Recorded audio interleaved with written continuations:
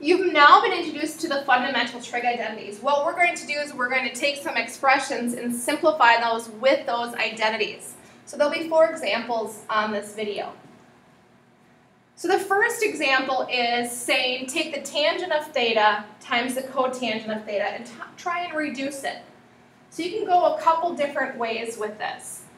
I'll show you one way where you can rewrite the tangent of theta as the sine of theta over the cosine of theta. That's from the quotient identity. Then you can rewrite the cotangent of theta with the quotient identity as cosine of theta over the sine of theta. Now, when you multiply 2 fractions together, we can do some reducing here. I can reduce those 2 sines of thetas. I can reduce these 2 cosines of thetas, so I'm left with 1. So that's one way to do it. I'm going to go ahead and erase this. Another way to reduce this expression is to leave this tangent of theta alone and then rewrite the cotangent of theta as the reciprocal. The reciprocal of the cotangent of theta is 1 over the tangent of theta. So this is the reciprocal identity.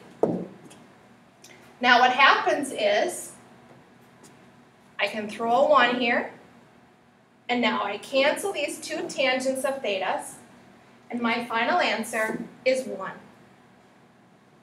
Let's go on to part B. Part B is taking the cosecant of x times the secant of x. So I can rewrite this secant of x as the reciprocal identity of 1 over the cosine of x. Then I'm going to leave this first part alone as the cosine of x. So very similar to the first example we just did. And now I'm going to make it a fraction, and now we reduce.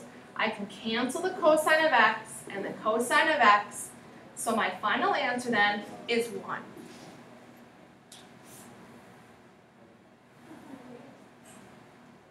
All right, going on to example C.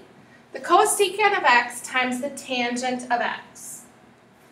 I'm going to rewrite this first one as the reciprocal identity of the sine, so it's 1 over the sine of x.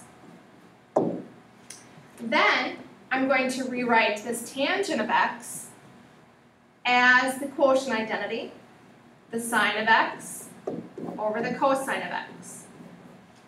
I'll write those 2 properties here for you. So this one is the quotient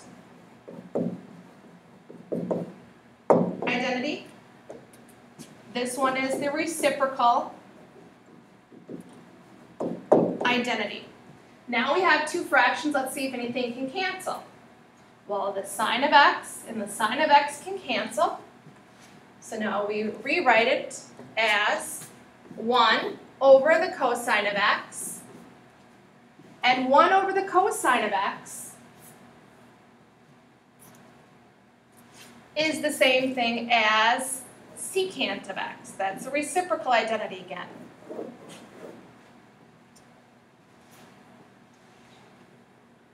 All right, last example. I'm going to rewrite the tangent of theta as the sine of theta over the cosine of theta. So what identity is that? That's the quotient identity.